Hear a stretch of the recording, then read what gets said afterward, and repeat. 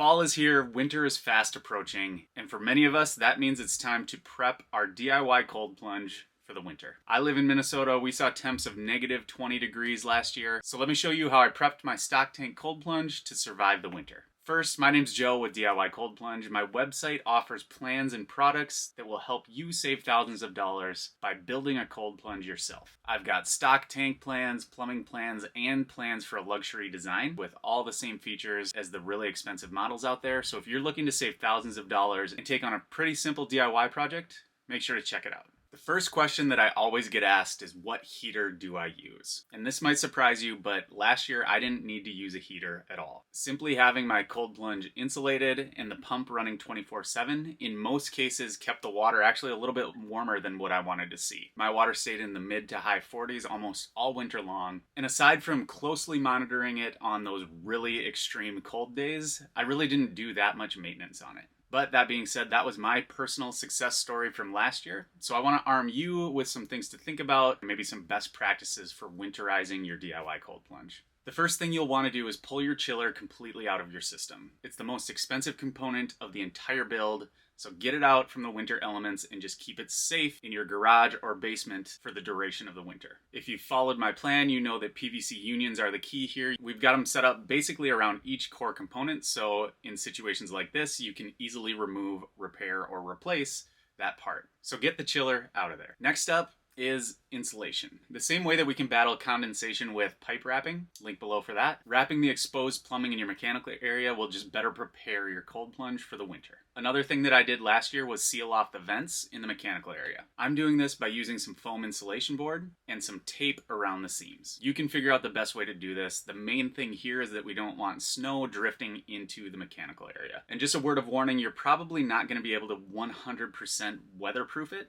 but using insulation board and a little bit of tape to get it as tight as possible is going to, again, help keep the snow out of there and help protect your pump, ozone generator, filter housing from the harsh exterior temperatures. And this is my personal success story, but I kept my pump, ozone generator, and filter housing out there in the elements year-round last year. And my ozone generator kept working through the winter. Now they're technically only rated down to about 10 degrees Fahrenheit, so you can make your own decision here on whether you want to keep the ozone generator installed in your system or not. One thing that I've seen some people do to help combat that operating temperature for your ozone generator is install a little heater in the mechanical area space after everything's sealed off and insulated. If you choose to do this, if I were you, I would make sure to monitor it to make sure that nothing happens, you don't melt or burn the thing down. Again, adding some sort of space heater in the mechanical area is just something you can do if you want to ensure that your ozone generator will be working throughout the winter.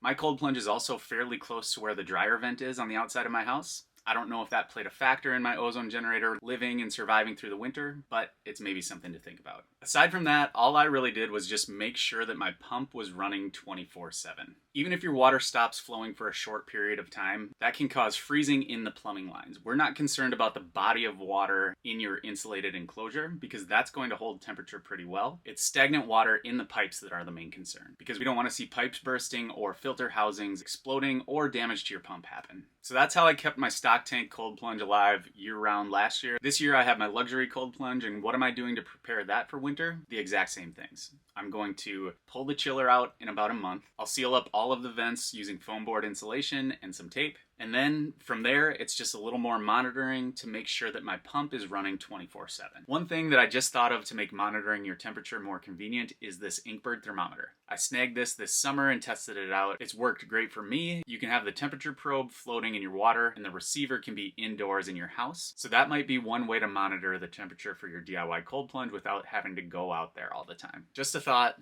I've linked it below. Having your cold plunge outside year-round, there's always a risk of something freezing or going wrong, so I will just be closely monitoring that my pump is still running, there's power to the system, that no breaker was tripped or anything like that, and if this year's anything like last year, I'll be good to go. And to me, this is part of the beauty of building a DIY cold plunge. If you have a unit that you purchase from a big brand out there and something goes wrong when you keep it outside, I don't know what that warranty process looks like. But with a DIY cold plunge, you know exactly how your system works because you put it together yourself. So if worst case scenario happens and something bursts, breaks, or freezes, you will already be equipped to repair or replace it yourself. So I hope that all made sense, guys. Please leave a comment down below if you have any questions about winterizing your cold plunge or if there's anything I missed. Thanks for watching the video, and we'll see you next time.